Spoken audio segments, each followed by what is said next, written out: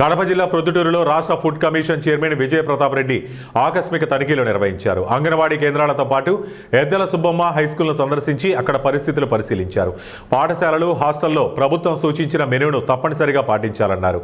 Menu అమలులో నిర్లక్ష్యం వహిస్తే కఠిన చర్యలు తీసుకుంటామని అధికారులకు స్పష్టమైన హెచ్చరిక జారీ చేశారు.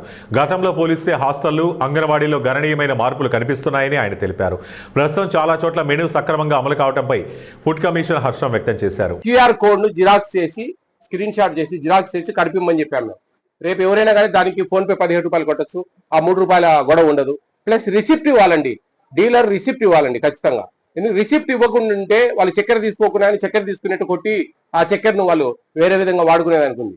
చక్కెర అంటే పెద్ద రేట్ లేదు. రేపు రాబోయే కాలాలలో చాలా ఉన్నాయి వచ్చేటివి, కందిపప్పు కానీ ఇట్లా అట్ట గోధుమ పిండి కానీ ఇవన్నీ కూడా వాళ్ళు ఇవ్వకుండా వాళ్ళు వద్దన్నప్పుడు ఇచ్చినట్టు దాంట్లో కొట్టేసి అవి సపరేట్ తీసుకుపోయి బ్లాక్ మార్కెట్ పోయడానికి అవకాశాలు ఉన్నాయి.